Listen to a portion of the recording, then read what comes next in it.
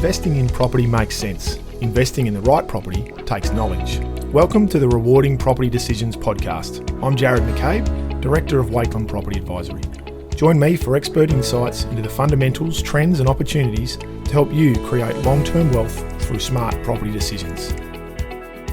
Hi everyone and welcome to episode 45 of the Rewarding Property Decisions podcast. So it's a very happy new year. We're back for 2023 and we're very fortunate today to start off the new year with a bit of a bang. I'm joined once again by none other than Richard Wakelin. Welcome, Richard. Thank you, Jarrod. It's nice to be here.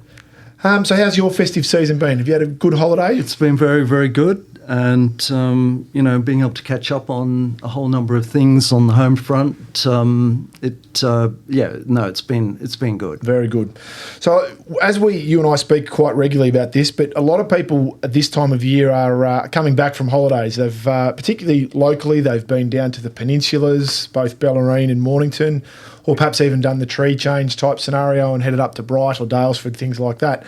And we do quite regularly get phone calls and inquiries from clients, don't we, that have been in some of those destinations and then come back and consider whether or not they should purchase a holiday home there. So although it can be some of the quietest times for the real estate market, perhaps in metropolitan Melbourne, in some of these areas it can be the busiest times, I should say, of the year.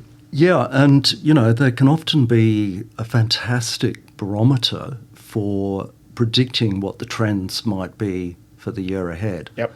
And 2023 is particularly interesting given that we've come out of COVID and people are maybe feeling the pinch at the moment with interest rate rises. Yep. So, it's going to be interesting to see what this year holds.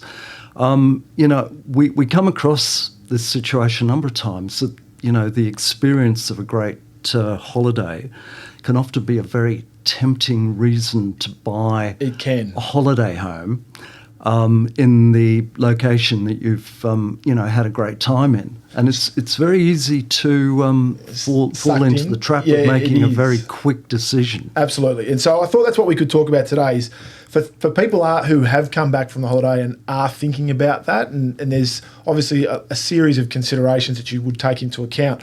So I thought, given that we talk about these quite regularly, it'd be a good thing to discuss with the listeners and to give a bit of an idea as to some of the considerations and things that they should perhaps talk about with friends, family or advisors as to whether or not it's the right thing for them to do. Look, this is very much having a sound mind around whether it's an economic decision or an emotional decision. Yeah. And there are so many different variables associated with a second home. Yeah. And a second home can be, a future permanent home. It can be a home and investment.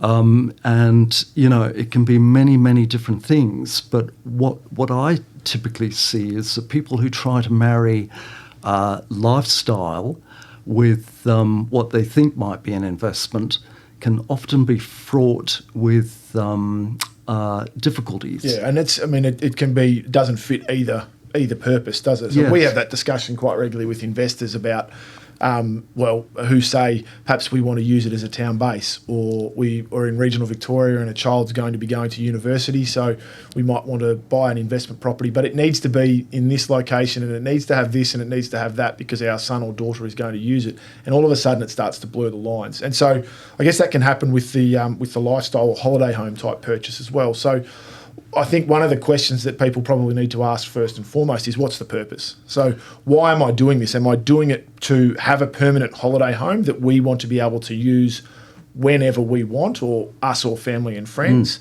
Perhaps you might be considering using it as a partial Airbnb, or you might be and then using it yourself. But as we know, if people tend to go down that path, you've got to keep in mind that most of the time when the Airbnb is going to be at its peak is when you're also going to want to use the property yourself. Yeah, and that certainly is an issue, isn't it? At the time of the year where, you most want to be able to use that property because family, friends are on holiday, as you say, you can't. Yep. because that's when you're going to get the best premium from an Airbnb. That's right. And I guess the other side, I mean, some people also consider whether or not they'll keep it as a purely investment property for a period of time, and then perhaps use it as like you suggested before, a retirement home or perhaps a holiday home down the track. But I guess, as we've seen in the last 3 years, things can change pretty quickly and pretty drastically. And even though the intention down the track might be to do this, but we'll have a good investment property, is it really a good investment property? Is that really what you would buy if you were purely buying an investment property, what you've purchased as that? And that's where those lines start to get blurred. And, particularly when you look at the commercial realities around running a holiday home and as an investment property, the running costs associated with holding a holiday home are considerably higher than a normal passive type investment. Particularly when it's that short-term rental. Yeah, because the management on those can be as much as 15, 20, 25% of the rental, because there's a lot more hands-on requirement from the property manager. Yeah, and they're often, long vacancy periods of time. Yeah. The other factors to consider is that you need to furnish the property. If you're going to be buying a property, you need to furnish it, you need to have a manager, and you really need to keep a very careful eye on the property rather than just leaving it to a managing agent. And you may be, a long way away from being able to check on the property. Particularly with the way things go these days with Google reviews and things. If it's on a short-term rental and perhaps it's not getting cleaned well after each use, and all of a sudden you start getting these reviews saying, oh, the property was dirty, it was this, it was that. If you're not getting down there to see it all and there's a reliance on someone else to do that, that can lead to poor reviews, poor vacancy, and all of a sudden your property's not serving the purpose again that it was intended to. I had an experience recently where I rented a property, and I found, sadly, and it was a fairly new property, I found a number of pieces of equipment weren't working.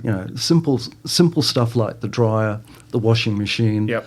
And from time to time, the hot water service didn't work. Yeah. Now, people who are renting a property as a holiday home expect that everything's going to be in working order, but not everyone is going to be readily available to come in and fix something that's broken down. From a labour point of view, finding suitable labour, maybe, replacement of parts to do with equipment. So that can be sometimes a very frustrating, irritating part of that form of ownership. Yeah, no, that's very true. I guess the other side of it too is that, and probably the pandemic period has probably flown in the face of this a little bit, but it's starting to be a bit more of an occurrence now. Lifestyle homes can be probably the most vulnerable market too, can't they, in a downturn? They're very much the discretionary side of determining whether someone's going to be buying a holiday home or not. And as I said earlier, it's really getting a good handle on whether it's an economic decision or an emotional decision. And if it's purely economic, it's probably not the type of property or the location that you're going to purchase in, because of the inconsistencies that market can have. Absolutely. And that market can be actually quite volatile. Yeah. And at the moment, we're seeing a correction in property values in regional areas. Now, not all properties are experiencing a correction in property values. Because there are particular properties that have utterly unique characteristics through being elevated, that then means great views. Some of the coastal properties have beach access. So some of these properties can be utterly unique. Yeah.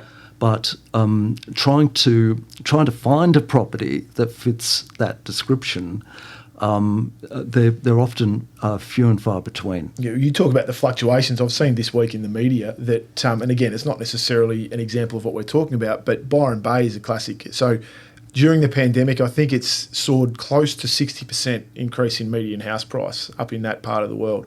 But last year, it's come back now nearly 25%. So you talk about volatility, that's a pretty good example. Now, if you'd purchased at the very start, you're probably still well and truly ahead, which is great.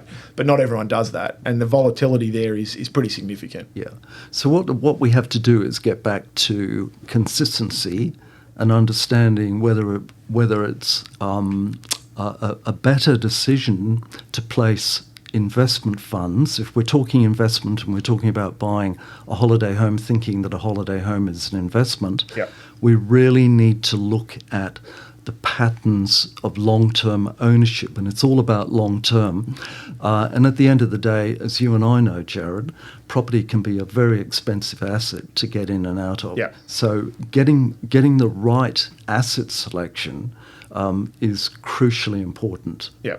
And if you're going down, and I guess coming back to that, what's the purpose of this purchase? If it's going down the economic path, is it going to meet those key criteria to drive the growth that you would want? So does this property have a strong underlying land value? Does it have scarcity value to it? Does it have that multifaceted demand element that we always want? And you're far less likely to get those sorts of things. The scarcity value, as you mentioned before, can absolutely be there with tree change or beachside properties. But the multifaceted demand is a lot harder to come by in those sorts of areas.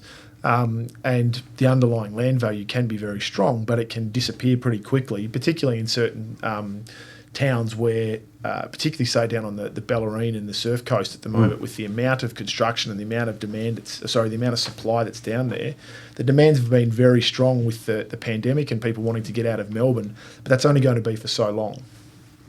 Yeah, absolutely. So I guess that's the key part. If it's a lifestyle decision, then you need to focus on certain elements, and we'll probably go through those in a minute. But if it's an investment side of things, there's probably better alternatives than to focus on that for the reasons that we've just discussed, and the fact that there is a degree of vulnerability with a beachside or a tree change type property, because if there are any financial stresses within the family, that property is likely to be the first one to go. And if those financial stresses are in place because of domestic or national economic struggles, like we're perhaps in at the moment where things are slowing up a little bit, you're far less likely to have much demand when you do come to need to sell that property. So that's why the values can come back. So that's from an economic perspective. So if it is purely people have made this journey down over the break and they are considering it more from a lifestyle perspective, I guess there's a number of considerations to then take into account as well. So how often are you really likely to use this property? Is this just because you've enjoyed a really fantastic family time for 2 weeks, 1 week, 2 weeks, however long have you been down there? But are you going to get the use out of it over a full 12-month period to justify the investment that it's going to have? So there's a lot of things that people can do to check that. I know people who plenty of times who have, and in the end have actually continued down this path, but instead of purchasing, they've taken out a 12-month lease in that location and furnished the property themselves. And yes, that's a bit of a hassle for something that perhaps you may not use, but leased it for 12 months to see whether or not they like it. And what they've also then done is not just stayed in the one town. They've tried different towns over a 3, 4, 5 year period. They've actually done it with some friends as well, so perhaps 2 families, so that it again holds the costs back a little bit. But it can then help to determine, well, A, are we using the property? B, do we like the location that we're in? And does it have enough accommodation that we're after? What are we going to require if we do go down this path? So it can start to answer a lot of questions for you. And, one of the things that jumps to mind, and one of the complications about holiday homes that I've found in talking to people, is often they will go into joint ownership with someone else. And that joint ownership can create its own problems in terms of who gets the use of the property at particular times of the year. And also, people's lives change over the passage of time, and one part of the ownership needs to get out of the property, and how's that going to be worked out in terms of being paid out or bought out. So that's also got to be taken into account. Yeah, absolutely. And there's all of those sorts of things if you do go down that path. And I think also what people tend to forget is the maintenance side of running a property. It's not just the internal aspects of keeping equipment working and furnishing it well, but there's also the external side. Yes. You know, who's going to look after the upkeep of the property on the outside? Because it can, particularly if you are in a sea change type area, they can weather very quickly, especially timbers and things like that. Absolutely. Yeah. So if people do go down this path though, and we've committed to this, and they decide to buy, but also perhaps go down the Airbnb path. So we spoke a bit about this before. What are some of the pluses and minuses that you've heard about there in terms of the rental side of things? As we said, it can be quite expensive, can't it? Well, some of the things that come to mind are firstly wear and tear. Yep. Very, very transitory population. I mean, if I think of a particular situation I was talking to a client about with a unit in a holiday home type location, so this is a unit within a complex of 6 or 10. Some of the owners or occupants of that particular building were complaining about noise and, you know, people coming and going all the time, and the owners, the long-term resident owners, not being able to enjoy, you know, the peace and quiet that is part of owning a property. Yeah. So it's that aspect of it. It's the inconsistency of rental income. Personally, I would prefer a 12-month lease situation rather on a than vacant property too, so you don't have to maintain electrical equipment, that sort of thing. Yeah, exactly. Yeah. And rather than, you know, taking a punt that you're going to get a premium figure for in-season holiday time, I would rather the consistency of income and be prepared to go down that path than the uncertainty aspect. And I think the thing that people need to be mindful of too is that there's been because there'd be a lot of people listening to this saying, well, our property that we've owned for 5 years that we purchased in Rosebud or that we purchased in Anglesey or Ocean Grove or wherever it might be, has gone through the roof, and we've built up huge amounts of equity. It's done great as an investment property.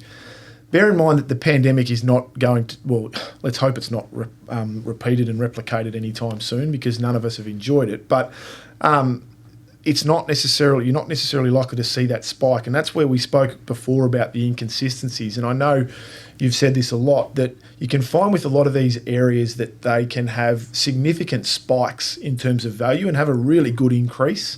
But then they can plateau and they can do nothing for 5, 6, even 10 years. Yes. And you can see no growth. Yes, exactly. And if we look at the history of property prices over the passage of time in major capital cities, particularly on the eastern seaboard of Australia, Brisbane, Sydney, Melbourne, we can see, if you study it carefully, you can see that there's a greater consistency rather than the second home market, whether it's in the bush or whether it's coastal property.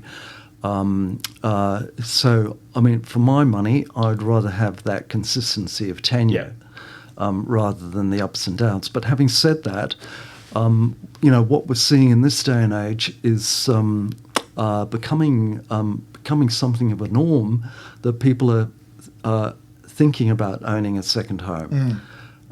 Or they have second homes, and that the emergence of buyers coming into that second home type market actually helps to underpin some of the future price growth and stability in the market. But having said that, I don't see that that's a strong enough factor at the moment to underpin the sort of growth that we can get out of major capital cities. Yeah, and that's more based on a lifestyle decision too, to have that second home, because that's what the owner feels like they need. Yeah. Yeah, you know, and it really just comes back to discretionary financial resources. Capacity, to make it a comfortable decision that you can actually afford to own the property without having too many, you know, worries. Yeah, absolutely. Yeah. All right. Well, that's about it for today, I think. Thank you very much for joining me, Richard. Thank you. Pleasure as always. Thank you. just a heads up for everyone, Richard's going to join me a few times this year on the podcast, and we're developing a new segment at the moment. So if you stay tuned, we'll have some interesting content throughout 2023. But otherwise, thanks very much for joining us for episode 45. Feel free, as always, to share the podcast far and wide and like it and share it with friends. It's always appreciated and helps us to develop things further. And obviously, if you would like further information on how to make rewarding property decisions, please visit our website, wakelin.com.au. And otherwise, we wish you all the best with your property decisions.